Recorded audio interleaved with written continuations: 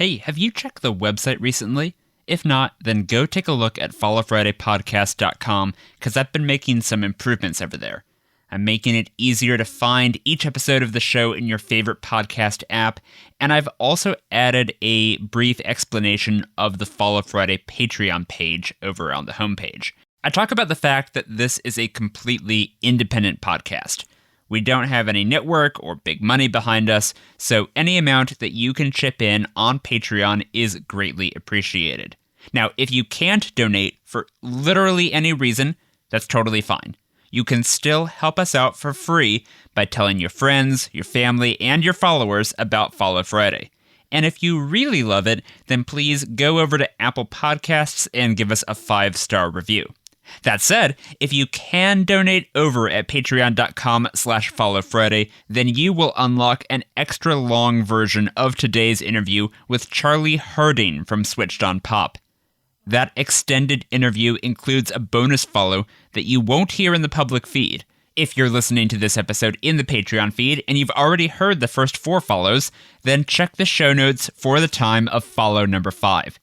No matter how you show your support for Follow Friday, I really appreciate it. So thank you. And now, here's the show. Today is a good day to meet some new friends. Hey! Everyone make a way. The show is a buffet of folks you should know. So let's have a soiree. Well, that's enough for play. So now right away, with no further delay, it's Follow Friday. It's Follow Friday. It's Follow Friday. It's Follow Friday. I'm Eric Johnson. Welcome to Follow Friday, the podcast about who you should follow online. Every week, I talk to creative people about who they follow and why. This is a guided tour to the best people on the internet, led by your favorite writers, podcasters, comedians, and more. If this is your first episode of the show, take a moment now and please follow or subscribe in your podcast app. Today on the show is songwriter Charlie Harding, the co-host of the Vulture podcast Switched on Pop. On every episode, Charlie and his co-host, musicologist Nate Sloan, pull back the curtain on the making and meaning of popular music. You can find Switched on Pop wherever you listen to podcasts and on Twitter and Instagram at Switched on Pop. And you can find Charlie on Twitter at Charlie Harding. Charlie, welcome to Follow Friday. Thank you. Hello. I'm so glad to have you here. I want to start by talking about a mini-series of episodes that you and Nate are currently running on Switched on Pop about one of our greatest living icons of pop music, Britney Spears, and I do mean that earnestly. I specifically wondered if you have any thoughts about, how the internet has shaped Britney's career, this being a podcast about internet culture. Because she came up in the Napster era, and then the recent end of her conservatorship was basically a holiday on Twitter, it felt like. But, do you have any thoughts on, how being a star in this age, shaped her as a musician? I'm going to have to go out on a limb here because the conceit of our entire series was she's the most overexposed figure in celebrity culture. And the thing that we have not been doing is paying attention to her music. And so we just went back and listened to all of her biggest songs and intentionally ignored the larger sort of meta-narrative around her identity. That said, there are 2 major ways that the internet has shaped our relationship with Britney Spears. One is I think it's important to note that she launched at the height of the CD era.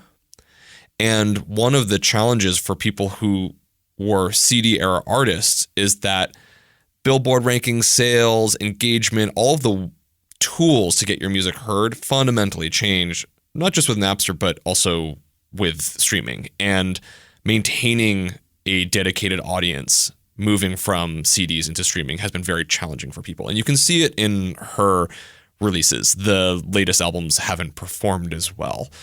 I would be remiss if I didn't acknowledge the fandom around Free Britney, who have played a significant part not just in the awareness and ending of her conservatorship, but I think raising awareness about conservatorship more broadly. And so that could never have happened without internet communities.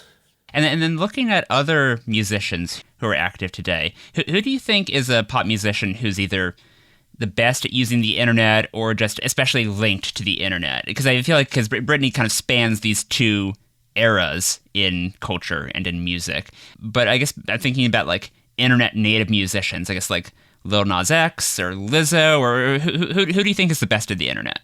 I think the best person on the internet, regardless of being a musician, is undeniably Lil Nas X. He knows how to hack people's brains for awareness and to manufacture controversy that are often quite humorous, but also have deeper meaning. So with his song Montero, Call Me By Your Name, he is seen dancing on the devil, and the religious right had a heyday on Twitter, and then the queer community was like, well, actually, this is the most amazing song we've ever heard, and you create these two vying groups online talking about this singular object around his song, and he's just sitting back happy.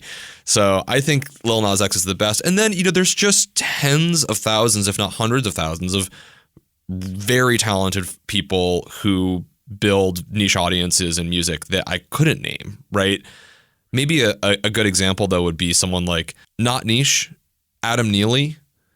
I would say not niche just because he has millions of followers across YouTube and other platforms, but he's a YouTuber who does the most in-depth stories about music theory, which you would think would be super niche.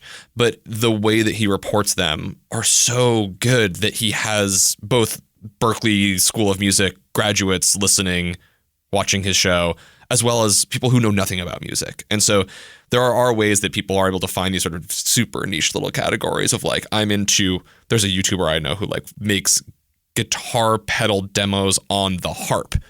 And it's a very popular channel. There's ways that people bust through. So I just think there's so many that I can't name beyond that because they're serving 5,000 people very dedicatedly. That's a really good point, which is like what we used to consider to be the breakout success of, topping the Billboard charts and all that. That's not necessarily the most important metric right now in terms of what success looks like online. You can have the most hardcore, passionate online fans, and that may be all you really need. I hate the term creator because I think it's just too broad and often fails to capture. I go back and forth on this. It doesn't capture people's particular talents. Right? Like if you're an extremely talented musician, you're not a creator, you're actually a musician, but you probably are having to create video and other things that engage people. That said, creators have created meaningful competition to top celebrities such that they are having to mimic and participate in those same platforms. The best example would be like Jason Derulo, pop star who is now TikTok icon, and was like, all right, I'm getting in on these dances because if I want to maintain relevancy and have a longer pop career, which, a pop career is probably a lot like the NFL draft. You're lucky if you get a couple of seasons. And so you see the biggest celebrities in the world are now mimicking what, content creators have been doing for years. Want to hear more of Charlie talking about music? You got to go listen to Switched on Pop. But for now, let's find out who Charlie Harding follows online. You can follow along with us today. Every person he recommends will be linked in the show notes and in the transcript at followfridaypodcast.com/Charlie Harding. It's Follow Friday. Charlie, before the show, I gave you a list of categories, and I asked you to tell me 4 people you follow who fit in those categories.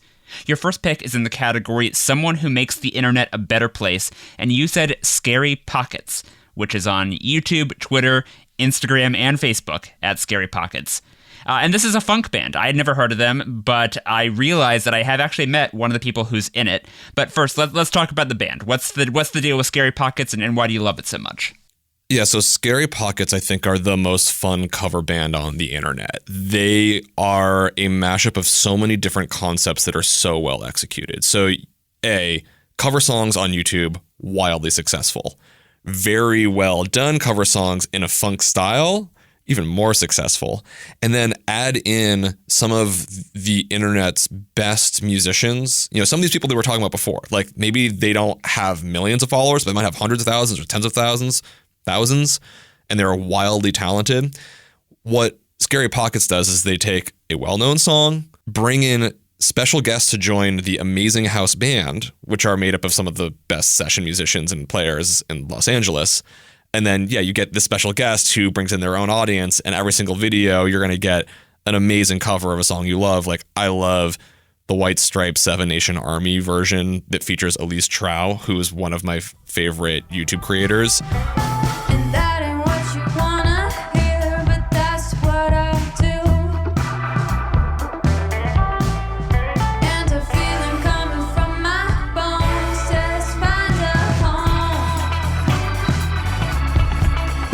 put this all together, and it's just the best party in a video that you can find. And if you ever actually need a playlist of like totally party safe music, you just throw on any Scary Pockets music in the background and everyone's going to be happy. You mentioned that these are really talented session musicians. Could you briefly define what is a session musician?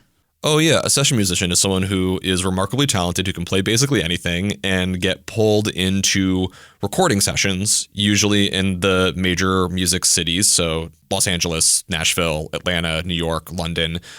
When another major artist needs, hey, I need some drums on this song and we don't actually have a drummer in our band, they call in a session musician.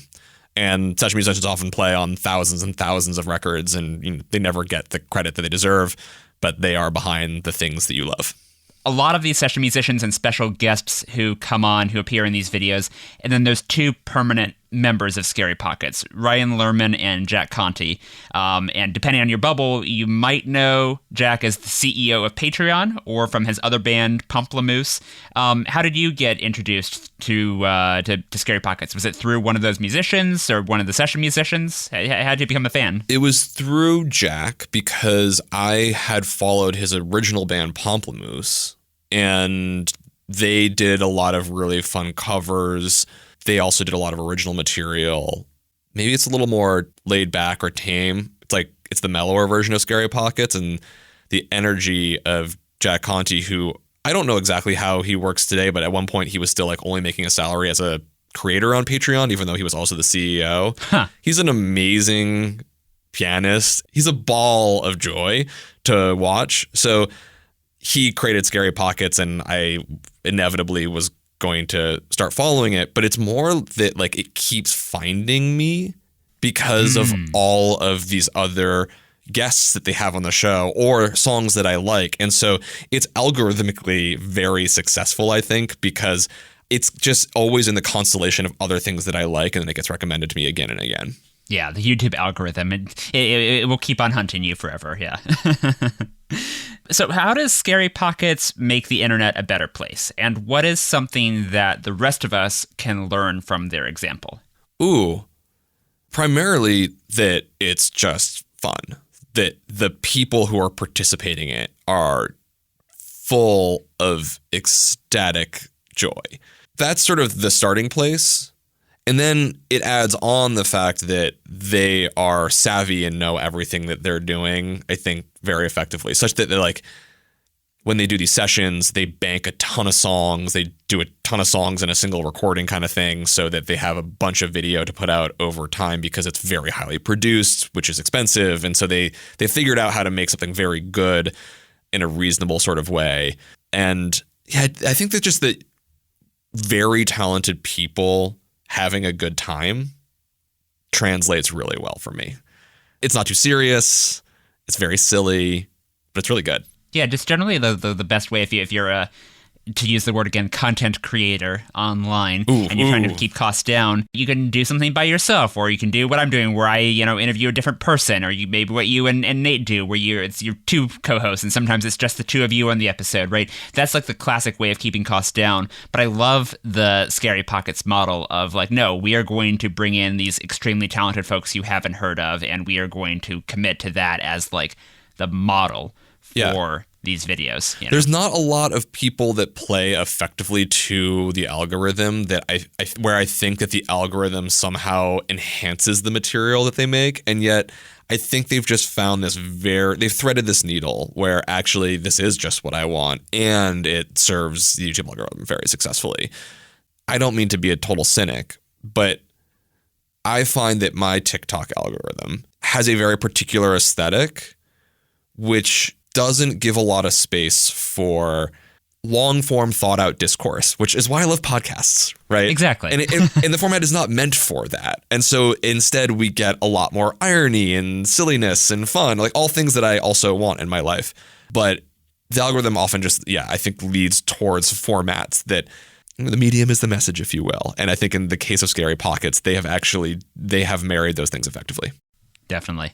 Well, before we move on to your next follow, I just want to jam for 30 seconds. Other than Seven Nation Army, which you mentioned earlier, what's another Scary Pockets song that you love, and what makes it so great? Oh my gosh. Okay, well now we just have to go look at them because they're countless. I watch them all the time. I just watched a cover of Julia Michaels' Issues the other day, which I loved. I'm just scrolling through the ones that I have recently viewed. Yeah. I mean, there's way too many. I need to go, and now I actually just want to go and watch all of them. We're going to pause the podcast for 2 hours while we all go catch up on Scary Pockets. Okay, here's my favorite one. My favorite video is their version of Daft Punk's Harder, Better, Faster, Stronger. Ooh. Done on a rooftop, and the lead player is playing Tock box, which is where you put this funny tube in your mouth and you play a keyboard and it makes this wild sound. It's kind of like Daft Punk, who, when they made their 2013 album Random Access Memories, kind of pulled back all of the electronics and were like, actually, we're a disco band. The version that Scary Pockets does is kind of like, well, actually, Daft Punk is a funk band. It's the best.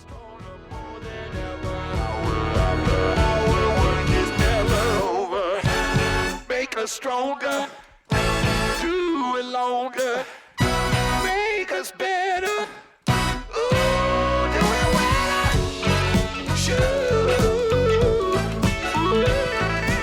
Well, that was Scary Pockets, which is on YouTube, Twitter, Instagram, and Facebook at Scary Pockets.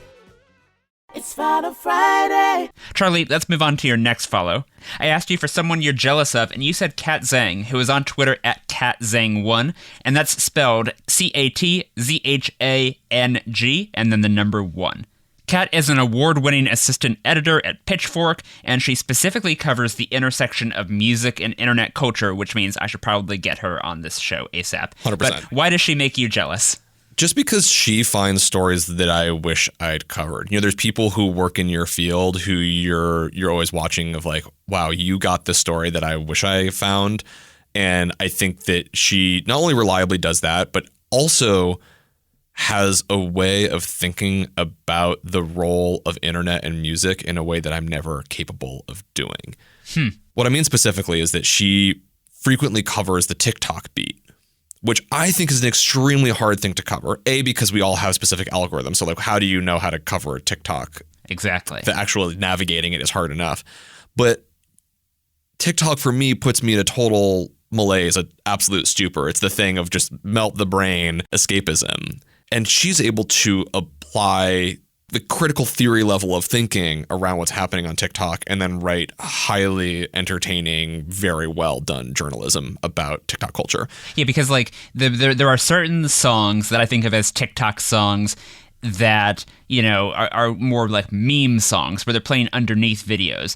But it's also this incredibly important launching platform for new artists, right? Like this is the place where they are all fighting it out now to get noticed. Can their songs be used in a TikTok video? Totally. And the thing is, I think that most how did a song happen via TikTok stories are not interesting. Because it's like, there was a song, someone made a silly video, that silly video went viral, that became a trend, that song is now huge. That story has been told many times and people have made music careers out of it. Now, it is like trying to play the lottery. It's a very hard thing to get that to happen. But this story around it's not that interesting. Whereas Kat is going to be like, let me tell you why this song from the 1980s, this Japanese city pop song that has not had a major life in forever, actually has had much larger cultural resonance, where it comes from, why it's happening. It's not completely random. And I'm going to write a 10,000 word feature-length article about it and totally blow your mind. Now, full disclosure, we had Kat come on our show and re-report that story to us about Japanese city pop. Okay, so here's another thing you're going to have to define, which is, what is Japanese city pop? Japanese city pop is a genre of music that was very big in the 1980s. That is a very laid-back, groovy kind of thing that is its own music. You might feel some genre connections to disco, fusion, jazz, new wave, maybe even yacht rock. And it was sort of like peak 80s Japanese economies booming. It feels like 80s music. And so it's come back thanks to the internet, thanks to TikTok and other folks who have sort of found a way to incorporate the sound of city pop into what they're making, like new music that they're making, right? There's a whole little mystery that you have to uncover, and I'm not going to tell you this one right now because you either got to go read Kat's article about the history of Japanese city pop, or you can listen to her on our show. Yeah, spoilers. So without spoiling anything too grand, what's something from one of Kat's appearances on your show, either about TikTok or about city pop, what's something that she has taught you that has, surprised you, blown your mind? She first came on the show a couple of years back to report on when TikTok was having its first wave, and she was able to define some very particular aesthetics that exist on TikTok, particularly that there is a desire to show things in a very kind of DIY sort of way. We see artists like Lil Nas X going on TikTok with the blurriest background, nothing high fidelity, and the music that was preferred on the platform started to mirror that. So specifically, people would create bass that sounded really bad. Earth-shaking, distorted, kind of like what bad bass sounds like coming out of your iPhone or out of your laptop. Right. They would actually want that sound to be the sound in the underlying track because it sounded more real, if you will. And so I think that the visual component of TikTok has had a very significant impact on the kinds of sounds that people want to hear. Less polished, more sounds like you could have just done it in your bedroom and recorded it with your phone. Is that of a piece with that YouTube video that everyone watches, it lo-fi beats to study and relax to, or whatever? Is that lo-fi? Is that the same thing, or is that a different, musicologically, is that a different thing? I think that's a different phenomenon because that's more of a YouTube phenomenon. We've reported on that one as well. And that's more people truly needing something to do in the background. Obviously, a lot of music on TikTok is in the background, but one of the other trends that she talked about is that a great TikTok song often needs to have a significant moment of change or like some kind of funny sound effect that would then accompany a strong visual moment. It's kind of like music that works well to slapstick kind of comedy. Yeah, I guess going back to Lil Nas X again, like Old Town Road, the song that made him crazy famous, it has that drop where suddenly the song shifts from this plausibly could be a country song into, no, this is a proper, hip-hop beat. Yeah. Exactly. And that's just when a content creator is going to make some wild visual change on their video. Exactly. That's when everyone turns into cowboys for the Yeehaw challenge, yeah. Well, before we move on to your next follow, is there anything else we should say about Kat? Like anything else about her writing or anything else that makes her such a great follow? Yeah, I think for a lot of people, following music can be a kind of inside baseball. A lot of Pitchfork was developed off of sub-scenes of music of people who are really dedicated to reading blogs. I think everybody should read Kat's writing because she has a way of connecting music to larger issues within culture.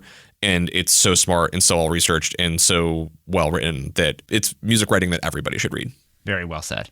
Well, that was Kat Zhang, who is on Twitter at CatZhang1. We are going to take a quick break now, but we'll be back in a minute with Charlie Harding from Switched on Pop.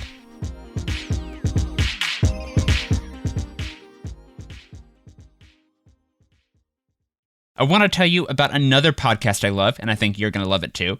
Upworthy Weekly, Upworthy's first podcast, is a lighthearted look at some of their most popular and engaging stories.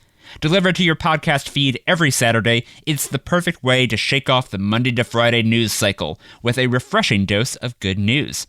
Join Todd Perry, one of Upworthy's most prolific writers, and Allison Rosen, a podcaster, writer, and TV personality best known for the show Allison Rosen is Your New Best Friend, as they go through the week's best stories about humanity. Subscribe to Upworthy Weekly wherever you get your podcasts. It's Follow Friday. Welcome back to Follow Friday. Charlie, let's move on to your next follow. I asked you for someone you have a crush on, and you said Bess Kalb, who is on Twitter at Bessbell, which is spelled Bessbell. Bess is an Emmy-nominated comedy writer and the best-selling author of Nobody Will Tell You This But Me, and you are also being incredibly cute and charming because Bess is also your wife.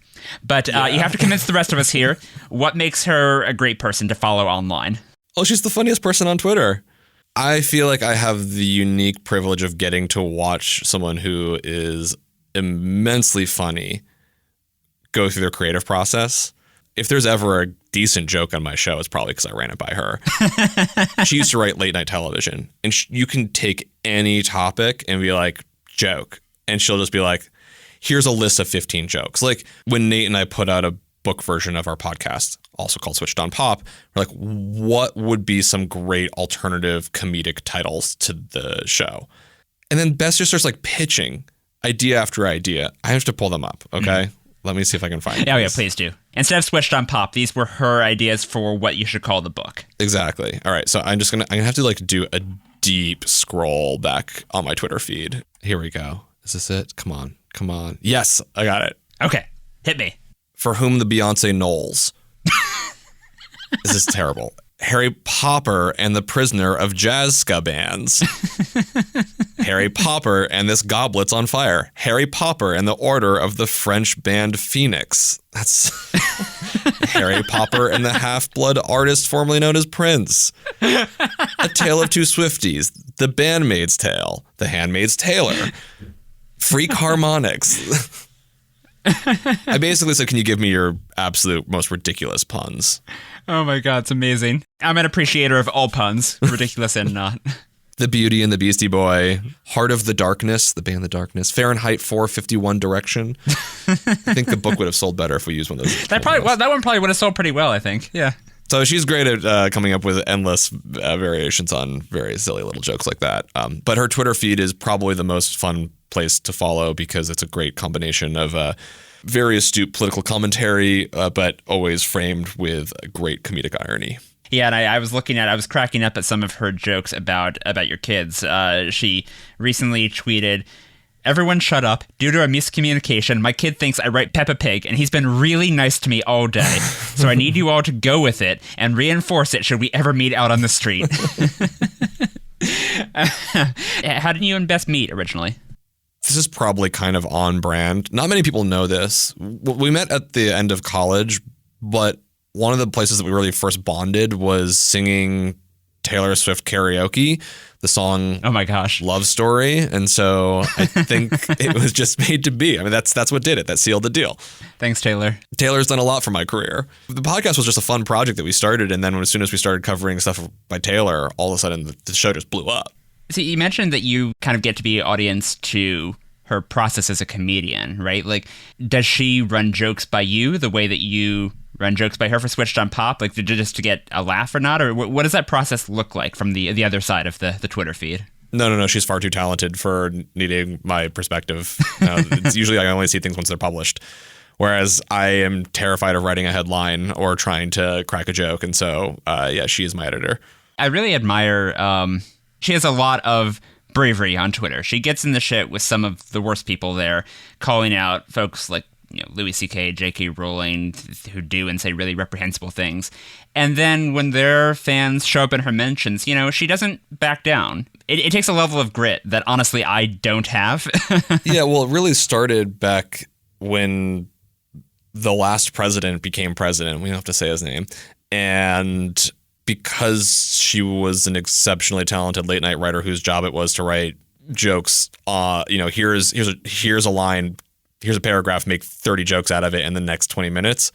She was really good at responding to his particularly hate-filled tweets. And so for the first, I believe it was the first month of the beginning of that presidency, she subscribed to Twitter alerts on her phone of everything he would tweet, and then she would tweet back with a joke that always was sort of like the opposite of the hatred. There was always some like level of kindness, but also, a truth bomb kind of joke in there. And in the process garnered a lot of followers, including some of the more reprehensible people on the planet. Some of the most really terrible groups that white supremacists, these kind of folks. And so she has a lot of grit because she's been able to.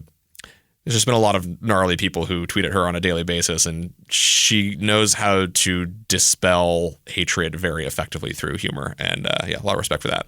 Totally. Yeah, I mean, I think that's the thing is for so many folks, if you don't have probably the specific set of skills that she has, right? For so many folks, if they get brigaded by this sort of person online. Oh, do not try this at home. You have to be a professional. Exactly. Professional driver in a closed course and all that, because getting swarmed with this sort of attention, it can be enough to make a lot of people, including trained people, including folks who are communicators and celebrities and all that, it can make them quit Twitter. So honestly, respect for for sticking in there, Oh, we have become the firebrand at one point of the far right when they decided that we were trying to cancel Beethoven.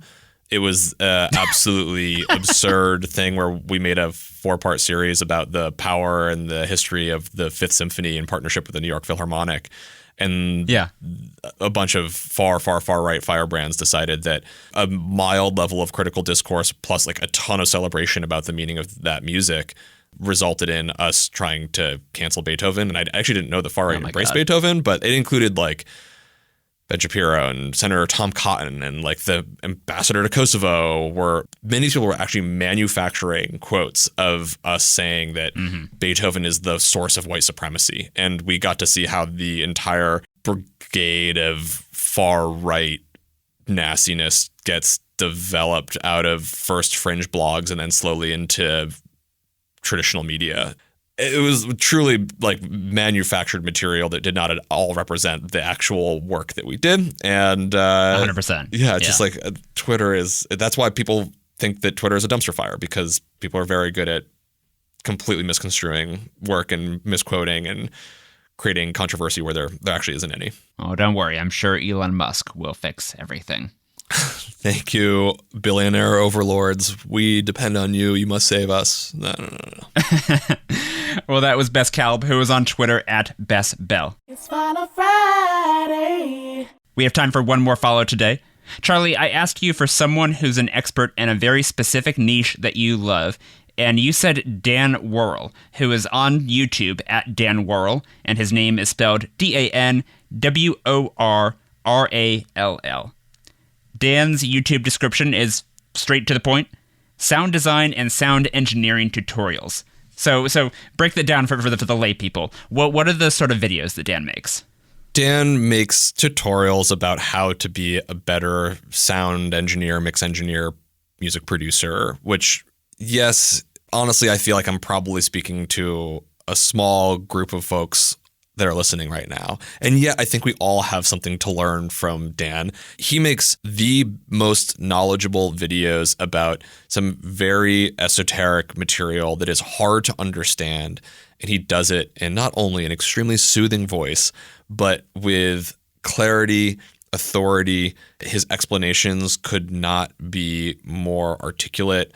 And he helps people understand pretty challenging concepts with very digestible videos. Now, if you're really into sound like I am and like procrastinate by going on YouTube to learn about sound design and engineering and things like that, then this is the person you need to follow. He's one of the few people who's truly an authority. That's the thing. Like, there's so many people who pose as authorities on topics on the internet. And he's actually an expert. And it's so rare that you get expert material, especially when so much of the internet is becoming paywalled, where you get like maybe the 2-minute taste of the thing. They're like, and if you want to actually hear from the experts, it's going to cost a lot of money. I understand people should be paid for the labor, absolutely. And yet for those of us who might not want to or be able to subscribe to certain things, like he's one of those few people where you're like, wow, I'm getting expert knowledge. And so even if you're not into sound design, it's like it's someone worth watching because you might figure out how to communicate effectively. And he does it all without showing his face, which is also very rare on the internet if you're making videos, and yet has a very dedicated following who are like, more Dan, more videos, please teach us. Right. There's a class of YouTubers who every thumbnail is like them making the same like shocked face and the thing, just like because faces get people to click on them. There is a whole algorithm game there. So, but Dan is just trading on his expertise, and that's it. That's the strength of his content. Yeah, I love that. Yeah, I mean, I get it. If you are making your living off of YouTube, you got to put your face on that thumbnail because it will cause people to click. We're talking about, again, the algorithm having certain propensities, and you have to just follow it. And yet, for some people who I think make very credible material, a lot of their thumbnails do look very tabloidy, and that is just what works. I do like people that are just kind of strong in their ways and say, no, this is just about the information. And he's kind of one of those folks. So as a musician, how much of your time is spent like experimenting with sound design, you applying what you've learned from following Dan? Are you when you're procrastinating by watching his videos, are you picking up stuff that then you are bringing the next time into your editing software, or is it more of an academic, this is just an interesting fact about how sound works that doesn't really translate in that way? I think I'm coming at it from two directions at the same time, but probably both are motivated by insecurity, which is that I have to report on songs made by immensely talented people. And I think that any journalist who doesn't have some insecurity about the legitimacy of their thought and research probably needs to take a second look at themselves, because you can never, under a deadline, accumulate all the information. You can only accumulate the best information within that time and be certain within like 99% I got it. But you're always there's a reason why there's corrections, because sometimes you just miss one little thing. So for me, reporting on music, I'm like, I need to understand every little thing about how these songs are made. So I'm very strange in that I frequently will actually recreate songs before I think about how to report on them, because I almost want to get inside the creative mind of the person making it. That's one angle I attack it from. And the other is just like, I also make music and I love music and I love sound. And there is sort of a just larger, deeper desire to understand everything there is to understand about sound. And he has layers of knowledge about advanced engineering concepts which actually apply to everyday music making that are too esoteric to learn about in any other way. So I do end up then applying these tools. And it is, as I said, like, if this is my number one form of procrastination from doing my core job of making a podcast about popular music. It's like learning the ancillary details about popular music that I one day may apply, but are not immediately relevant to the exact assignment that I have at any given week. And this is how I procrastinate. And what about for like the average music listener, someone who does not do either or any of the things that you do? Do you think that if they were to watch Dan's videos, would they get stuff out of them that would make them, for lack of a better word, better music consumers? I don't know. Probably some of them, and then others are definitely way too out there. I think that you have to probably be making audio in some way to really dig it. So maybe this is not the best recommendation. No, this is a niche. This category is for niche follows. I love it. Great. I think that this is your follow if this is your world. And it's just kind of, I wanted to highlight Dan because I think that there is such a dearth of people like him. And so, if your thing is like knitting or whatever your thing is, like, go find the Dan Worrall equivalent within your niche. They usually don't have great looking websites. Their video production is never quite as good. Their communication skills are the best, and they actually really know their stuff. I often find that if someone's website kind of looks like it was made on GeoCities, it's either like they have no idea what they're doing, or actually they're the world's leading expert in that thing. It just made me think of something a friend told me in way back in high school, where he says, like, I don't want to learn how to play violin from a 14-year-old virtuoso. I want to learn it from a 70-year-old woman who is perpetually angry at the world and just goes about things in the most unpleasant way possible. For sure. If it's possible to interpret what you've learned for a more casual audience, what is something that you have learned from following Dan's videos that has really stuck with you, either as an analyst, as a musician, as a listener, anything? Something that I could share with everyone is that whenever there is a cultural sense of mystery and magic around creativity, I think that is usually bogus, and that behind it there is practice, there is knowledge, especially creative tools. I think that there's a certain form of capitalist fetishism around the tools of production in the world of music. Like, if you want a certain bass sound, you have to have the Moog synthesizer over the other synthesizers. Now I have a Moog synthesizer, but he's someone that will show you that, like, actually the tools of creation are only so important, and your understanding of then how to use them, regardless of whether you have the $1 variety or the $1,000 variety of that creative tool, if you know how to use it very effectively, you can make exceptional work. That's what I really like from him. It's like, to be a creative person, you don't need the highest end equipment, but you might need a lot of knowledge and practice around how to use what you have, and you can make anything spectacular. And that's what he does in the world of music. Great answer. Well, that was Dan Worrall, who is on YouTube at Dan Worrall. Charlie, thank you so much for sharing these follows with us today. Before we go, let's make sure listeners know how to find you online. Where do you want them to follow you? I'm at Charlie Harding on Twitter, and our website is switchedonpop.com. Really just check out the podcast wherever you get podcasts. If you're listening to this now, I think you'll find it. That's what I like doing. I like making podcasts and talking about music, and I love chatting with you. So I hope folks enjoy Switched on Pop. Definitely go search for Switched on Pop, whatever app you're in now. Follow me on Twitter at HeyHeyESJ, and don't forget to follow or subscribe to Follow Friday in your podcast app. If you like this episode, then check out the past Follow Friday interviews with Eric Malinsky from Imaginary Worlds, Rishikesh Hirway from Song Exploder, and the Auralnauts from YouTube. Follow Friday is a production of lightningpod.fm. Our theme music was written by me and performed by Yona Marie. Our show art was illustrated by Dodi Hermawan, and our social media producer is Sydney Groden. Special thanks to our Big Fry Patreon backers, John and Justin. Visit patreon.com/followfriday and chip in any amount to unlock the extra long version of this interview, featuring a bonus follow recommendation from Charlie. That's all for this week. This is Eric Johnson reminding you to talk about people behind their backs. And when you do, say something nice. I'll see you next Friday.